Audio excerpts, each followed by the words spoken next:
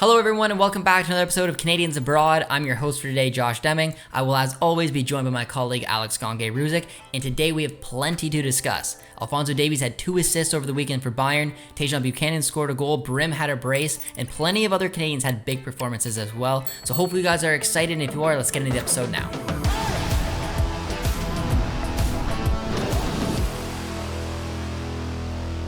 What a weekend it was, Alex, for Canadian footy fans, because there were plenty of incredible performances. But we are going to start today with Alphonso Davies because he started in the left back position in Tuchel's 4-2-3-1 system, and you and I had some debate on whether he'd be able to replicate that wing back form stuck at left back. And I think it's fair to say that he probably can, because he had 2 assists in the match. He assisted Harry Kane's first ever Bundesliga goal, and Bayern were absolutely thriving. How impressive was his performance? Yeah, it was very impressive from Alphonso Davies. A 4-0 thumping of Werder Bremen in the Bundesliga opener. And it's just, the stats speak for itself. He finished with 8 key passes / chances created. That's just absurd. He ends up getting the assist for Kane's first Bundesliga goal, but also Matisse Tell with a decent little goal as well. And he was just everywhere. And I think that's exactly what you want from him in that left back role. We kind of mentioned we want him to get forward. We want to see him use those offensive skills, that speed, that, just the growth he showed in the final third under Julian Nagelsmann. And you kind of wondered, okay, well, Thomas Tuchel's back four, maybe ask a bit more of him defensively. But I think he found a good balance of, okay, getting up the field, being involved, getting almost 100 touches as well, just being active in possession, but also getting back, getting behind the ball. And I think if he can continue to play a role like this, I think this is one where it'll thrive, because we mentioned we want him to play as a wingback role, but if you're going to play in a fullback role like this, if you can kind of have the duties of a wingback, you know it'll suit him well. And I think this first game is an example of why. Now, when you look at a back four, there are situations where a fullback, one of the 2 fullbacks, can go forward. And if Benjamin Pavard was in that side and he played at right back, then that it switches into a back 3 and allows Davies to go forward. But because Pavard looks like he might be moved on, I think there's heavy links right now linking him to Inter, that basically Mazraoui will come in. Mazraoui's not really that defensive, can shift into a back 3 type of fullback. He likes getting in the attack as well. So are you worried at all that when they play teams like Dortmund, Leipzig, Leverkusen, that if you have a Mazraoui Davies partnership, maybe that attacking ability would be restricted a little bit, or do you think he will still have freedom to go forward? I mean, I'm curious, but I think if you're Tuchel, what you do is just ask one of your midfielders to drop into back 3. So I think it's something where if you can find maybe one, even if you can sign a midfielder, maybe a replacement, someone who can play a bit more defensively, I think it's something where you have the attacking talent of Mazraoui and Davies. Why waste it, right? Like, why neutralize either one of them? They're both so good going forward. So that's what I would say. Like, for example, I mean, you lose something just a bit in terms of his ball progression, but Joshua Kimmich certainly has the profile of someone who can drop a bit deeper, play the number 6, even though Tuchel and him have had a bit of a debate on whether he should play that role. If you don't trust Kimmich there, I'm sure you could find someone else who could drop a bit deeper. And I think you just do that, because you see that a lot as well in modern football. It's either the fullback tucks in and the other one kind of goes forward, or it's a midfielder that drops in. And if you're Bayern, you have the natural attacking threat of Mazraoui and Davies, why waste it? I was just about to say that. It's like there's more than one way to make a back 3. Pavard is a perfect example because we've seen it in the past, but maybe that's why Tuchel wants a new 6. Maybe he doesn't really see Kimmich in that situation. He wants him to play as an 8, get a proper, I guess, out and out 6 that can slide into the middle of that back and create a back 3. I don't really know, but it definitely will give Davies an opportunity to go forward, which is a good thing. But let's talk about Harry Kane quickly, because last season, a huge issue with this Bayern side is that they were missing a Lewandowski type striker. And how could you not? Lewandowski put up record-breaking numbers for goals in the Bundesliga. He moved on. They didn't even replace him. I mean, Tell in my eyes wasn't like they didn't properly replace him. They paid big money to bring in Harry Kane, and just like that, his first goal, assisted by Alphonso Davies. I loved it. Could this be a special duo in the making? Because one thing we know that Davies is very good at is getting in those positions to whip in crosses. I thought actually in times this match that he should have been able to whip in the ball a little bit more, but he was a little bit more patient on it and did a little bit more of the build-up play. But are you excited about this duo that could be Alphonso Davies assisting Harry Kane? Yeah, I'm excited because Alphonso Davies has had good relationships with some of the Bayern strikers. I mean, again, you saw with Lewandowski, some of those crosses he'd deliver. And hopefully he can continue to figure it out with Kane. I think it'll be a bit of a different kind of thing, because I think Lewandowski, part of the reason he was just so elite is his off-ball movement. Like, he's just so quick. Like, it's just lightning trigger quick in the box. The feints, the shoulder drops, the get in those positions, and that's maybe not Harry Kane's game. But Harry Kane, as we see, is just such a he finds space well. He's something where he might not move the quickest, he might not move the fastest, but he always gets open. And that goal is a great example. The defenders dropped back expecting Kane to want to go in and get a header, and Kane kind of dropped back, and it opened up space for Davies to find him in between the lines. So I think if Davies can continue to build that partnership, he'll notice that, yeah, maybe Kane doesn't have that quick, that shoulder drop and make a darting run back post, or cut into the near post that Lewandowski brought. But I think Kane will find spaces in different ways, and that'll be a good partnership to build. And I think that's exactly what Bayern's missed up front, is that presence that Kane will bring. But also Kane likes to drop back, which was something that was also very underrated about Lewandowski's game, was his hold up, his creativity, and Kane also ticks that box. So I think it's a perfect match, like you mentioned. Matisse Tell, great signing in my opinion. I think that's something where that will pay off in 2-3 years, because in limited minutes, Tell's already scored a lot of goals, and he's still super young. But I think a guy like Kane to lead the line and mentor a Tell long term, and fill that gap that was missing, you're seeing the value of it. But Alex, my biggest takeaway actually from this game for Alphonso Davies was just the fact that he looks fit. I think that's very important, because he's had his injury concerns over the years. I want to see him put in a solid 30 plus games, hopefully, if he can stay fit and find a way to be productive. He's 1 match in, he's 2 assists, but like, for me, just watching his game, watching the way he played, he simply looked fit.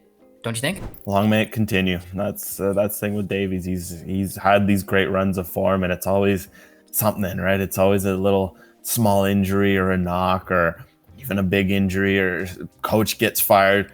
Let's just hope for his sake, for Bayern's sake, he can build any sort of consistency over the next few months and build on it, because again, he's had some great pockets across the last few seasons, but it feels like there's always been something niggling after him. And so long may this patch of health. Let's hope this is the start of a good run. We are moving on from a Canadian who got 2 assists over the weekend to a Canadian who got 2 goals, and that is Charles-Andreas Brym.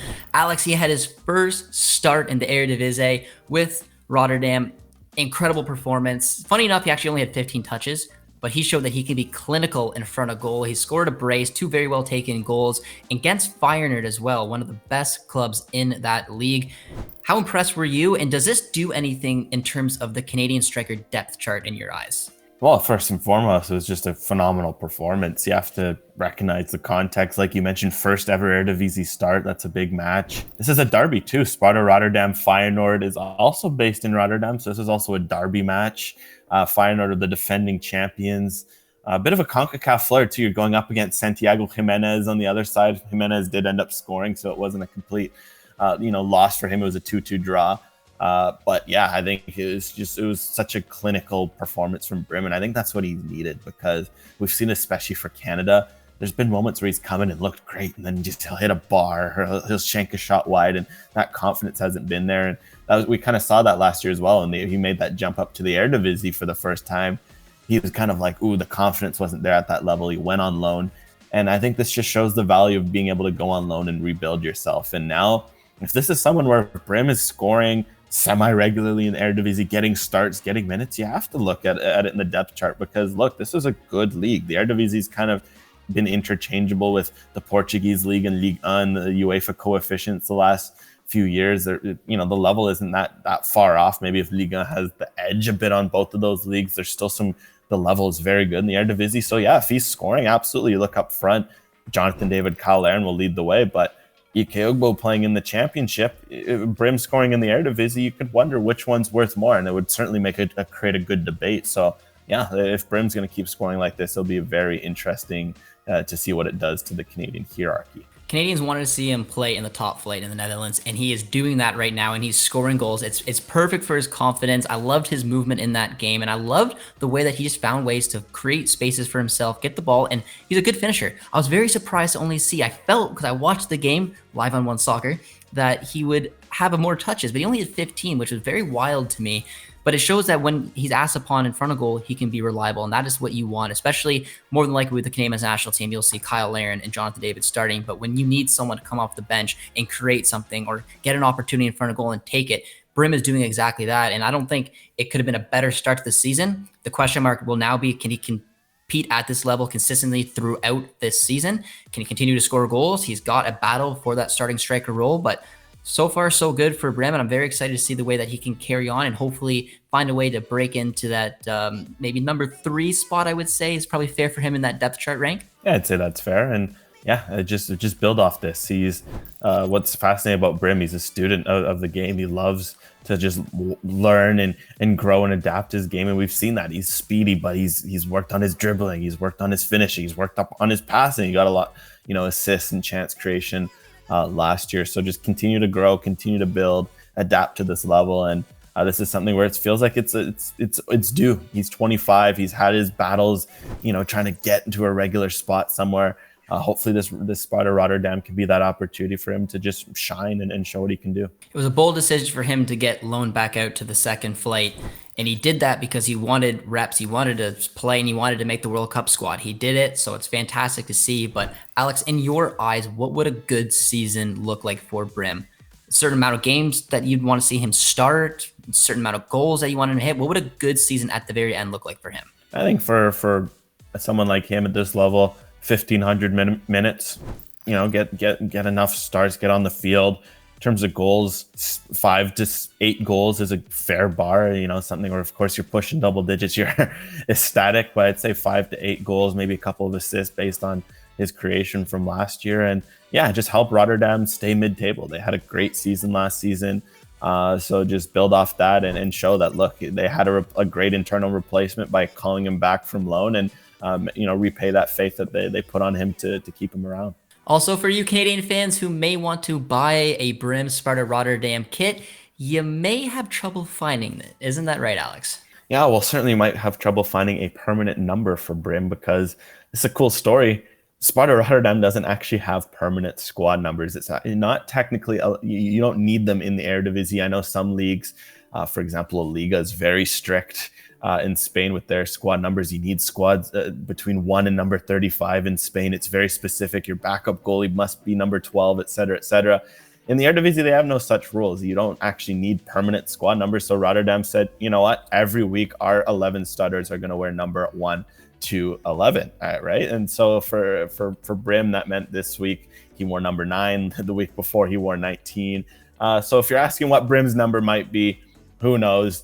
Take your guess based on what you think, but just a bit of a cool fun fact that is. Kamal Miller has a new trophy in his cabinet as his Inter Miami side ended up winning the inaugural Expanded Leagues Cup tournament.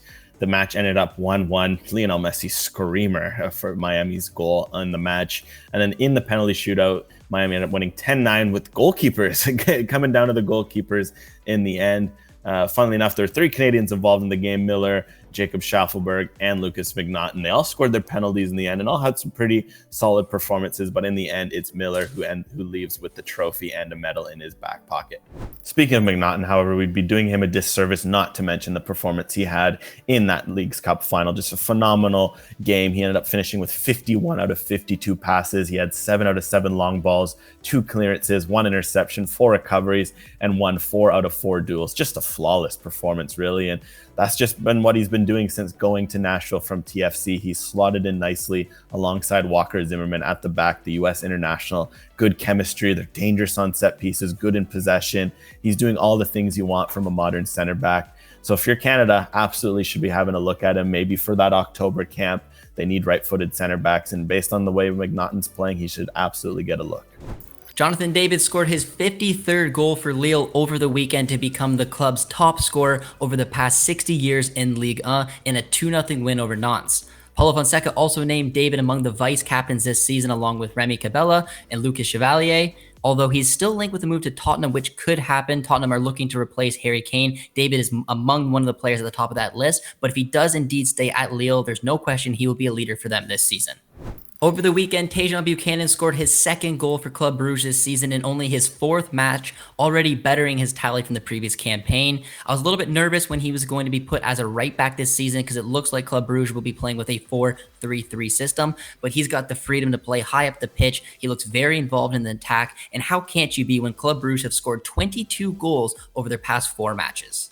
Unfortunately, that is all the time we have for in this edition of Canadians Abroad. I really hope you all enjoyed it, and if you did, be sure to tune in for next week's update.